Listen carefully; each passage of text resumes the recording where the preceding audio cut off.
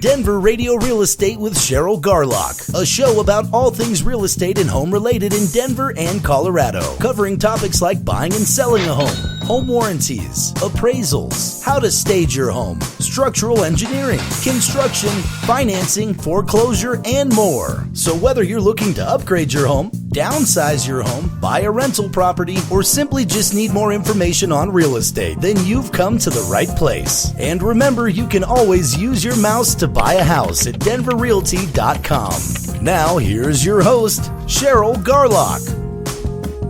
Hey, welcome to the Denver Radio Real Estate Show. I'm Cheryl Garlock with Colorado Front Range Properties. I am so glad you could join us here today. You know, my very special guest today is Mr. Dan Beck with Credit Management Specialist. Dan, welcome to the show. Thanks for having me. I'm really glad to have you there because, you know, we get a lot of inquiries about people who want to buy a home. They'd really like to buy a home and they can't always, so they think next that they might need to rent to own, or they're just really tired of the rental market all in general. And you know, a large part of that is because we've seen the rental rates just go sky high. So, but they usually have some sort of a problem sometimes, or they think they have a problem. They think that they cannot buy a home. And that may or may not always be the case there. And so this is what this show is about here today. You know, our show, Denver Radio Real Estate Show, is a show all about bringing you information you can use to help consumers make the right choices for them and providing you with the real information that you need. Now, Dan, I got to ask you, you know that when people want to know about credit, okay, they got a credit issue or something like that, they maybe go online and look for a place that they can find some way to find some sort of credit restoration company, and it might be someplace in Timbuktu across the country. What do they usually end up experiencing when they contact those companies? It's tough. You know, the credit industry, there's a lot of different types of models out there, and I don't want to sit there and badmouth anybody because there are good industries out there. Our company, I believe in personal communication with the client. Each client situation is different. I can't have a cookie cutter. You might have something different than me, and if I just throw a blanket program to you and say, hey, do this, yes, without reviewing your report, I got a problem with that. That's not going to be the best practice for you, which makes it tough. That's right. And, you know, you did say something there. It's not cookie cutter. You know, when I work with buyers and they want to know about, say, a rent-to-own type of program or buying a house in general, it isn't cookie cutter. Mm-hmm. It is all personalized because there aren't two houses that are exactly alike. Okay, there aren't two buyers' portfolios or criteria that is exactly alike. Right. And I got to tell you guys that one of the best things you can do when you're looking to improve your credit is to definitely work with somebody local, really local. And on the Colorado Front Range, I know your company serves a lot of people in the state of Colorado. Right, and that's been our mainstay from day one. When I came into this industry and started my company, it was, I'm going to spend a majority of my time trying to capture and work with Colorado people. I'm a Colorado person. I'm from here. I live here. I work here. I want to take care of people here. Now, if we delve into other people find us because they have a cousin in Georgia, well, we'll help them too. That's absolutely not a problem. But Colorado's where we want to work, and we're local, and that gives people the option. They don't have to meet with me, but if they want to, it's always available for them. Well, that's great. So one of the things I wanted to do with this particular show here today is really talk about how a lot of times people think they cannot afford a mortgage, they can't qualify, or they think that they don't pursue it because they think their credit is bad. Let's first go ahead and talk a little bit about, you know, why they need to be focused in on their credit score. Dan, you can best address that. One thing I find a huge misunderstanding, a lot of people that I talk to, they either have the assumption their credit's great or their credit's terrible, but they really don't know why or if it's true or not. So a lot of people that I know, they've sat around for many years and haven't tried to buy a property that they want to, but because they assume their credit was bad. Mm-hmm. Or the opposite direction, too. You know, they think everything's great and they go apply for a house and all of a sudden they find out they have issues. But the first thing, like anything, you have to check. We have to look at your credit report. We never know what it looks like or if it can be helped until you see it. You know, there's simple, easy ways of doing that. There's free resources that I use all the time. You know, we're entitled to free copies of our credit reports as consumers once every 12 months. Simple, easy, 5-minute exercise, you see a credit report. Then from there, if you do have issues or we need to improve your score, now we at least can come up with a roadmap and a game plan for you by looking at your credit report.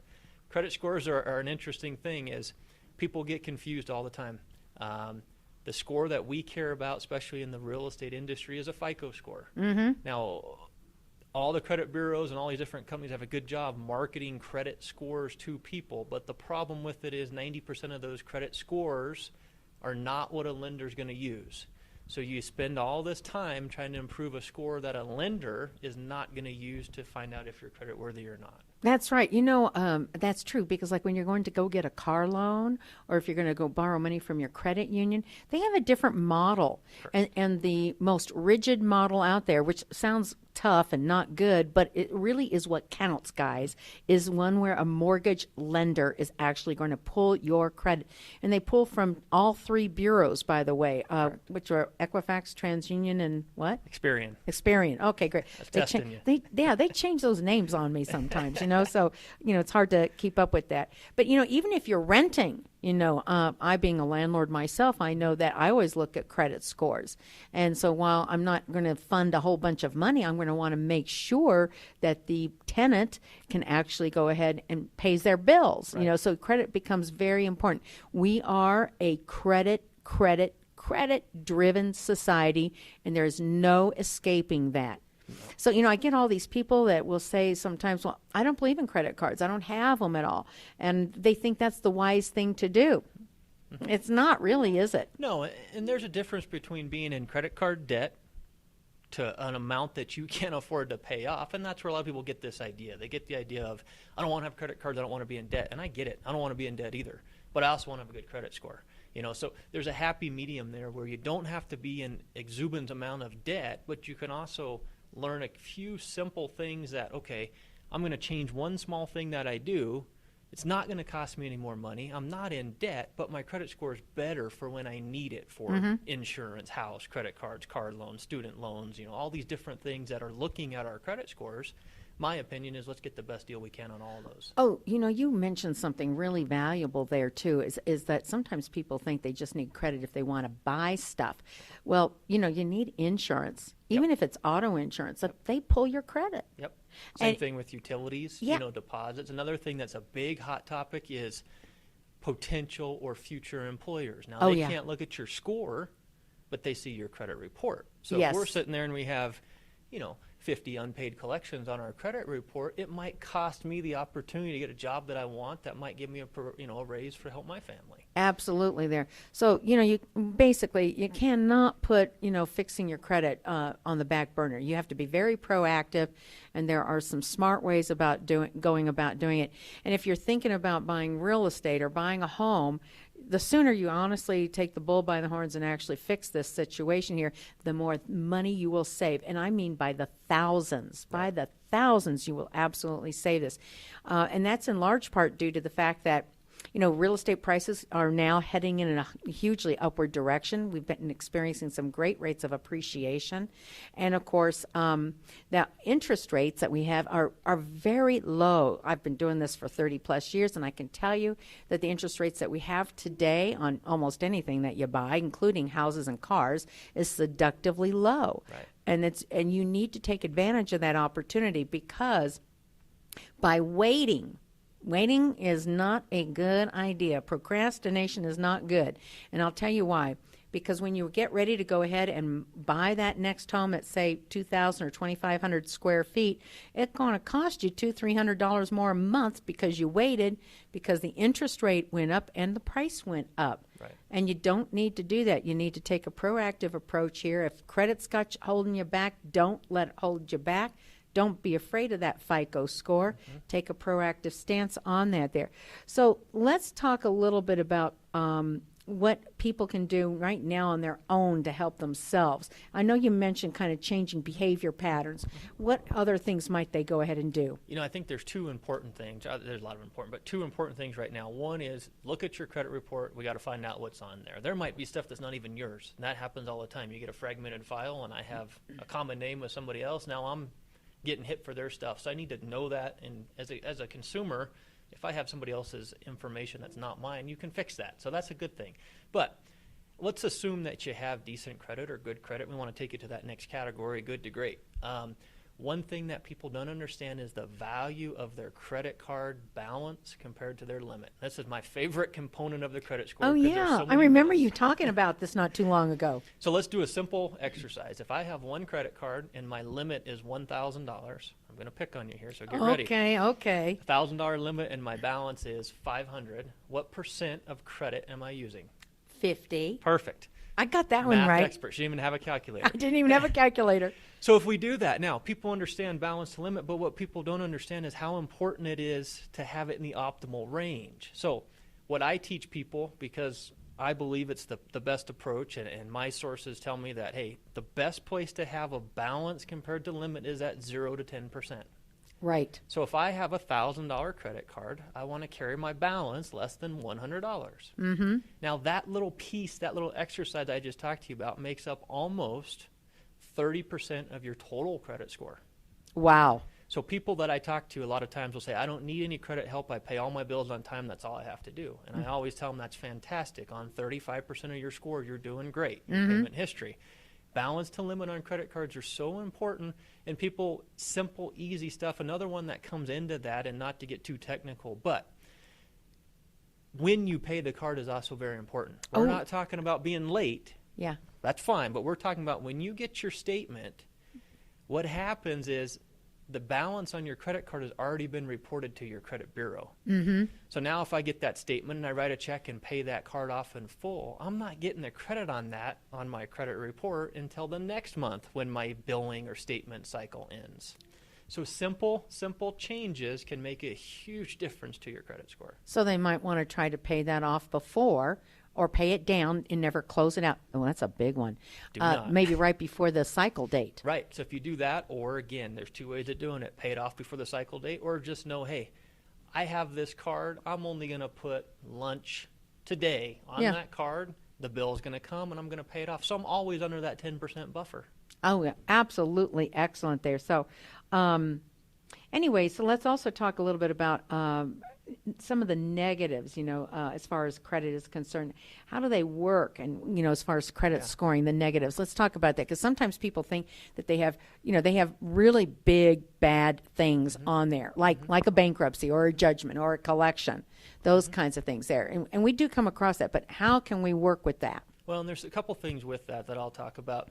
First thing that people don't understand is when you start talking about collections, for example, because it's a common thing, people have collections for whatever reason, medical bill, or I moved and I didn't get my last utility bill. These things happen all the time.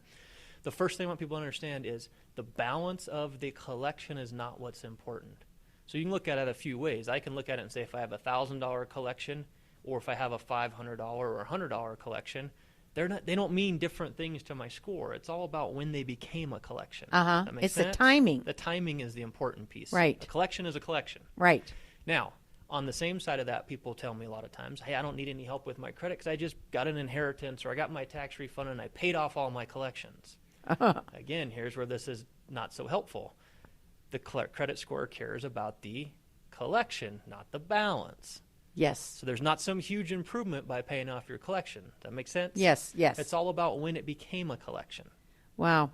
You know what? I got to tell you something. You guys, you need to call Dan Beck at Credit Management Specialist. Now, Dan, if they need some help, I know you have a couple of different avenues for people to reach out to you. You got a website, don't you? Website is Dan Beck, so my name, Dan Beck, creditrepair.com. danbeckcreditrepair.com. That's great there.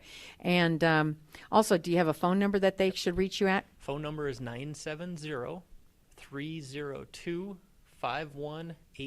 Say that one more time. 970-302-5185. I can only tell you, you need to go ahead and reach out to Dan, and if you've got some issues with credit, you're not so sure about that, you can give me a call and I'll talk to you, and I'll certainly go ahead and give you some guidance there. But Dan is the man when it comes to fixing your credit. Now, also, we want to go ahead and let you know that we do have a class that's going to be coming up here, at the beginning of the new year in January, on how to quickly improve credit scores. If you'd like to go ahead and take advantage of that, you know what to do. Go to denverrealty.com. go to denverrealty.com and click on the events tab. That's going to take you to a calendar. Scroll all the way over to the January calendar, and you'll find that class right there. We do have limited seating there, so you'll definitely want to go ahead and register for that particular class there. And then while you're there, go ahead and use the search homes function on denverrealty.com. Look at all the homes that are available for sale today. You will be tapping in directly into the Realtors MLS. That is the best source, the most accurate data. Forget the Redfins, forget the Zillows, forget the Troyas. This is the source for you because we are the people that actually put those properties on the market and online in the first place. But you'll get real-time information on those properties right then and there at denverrealty.com. So click on the Search Homes tab. That's really a good one. And we do really want to invite you to go ahead and attend a class. Under the events tab, you'll see a host of different classes there. So everything from a rent-to-own program, or how to buy a home with little to nothing down, selling and buying homes auction style, and of course, one of my most favorites is how to quickly improve your credit score. So if you like our podcast here today, please, if you're watching this on YouTube, go ahead and hit the like button and subscribe to our channel there. And again, feel free to give us a call. You can reach me directly at 720-373-0654. Hey, thank you so much for tuning in to the Denver Radio Real Estate Show. We will catch you next time.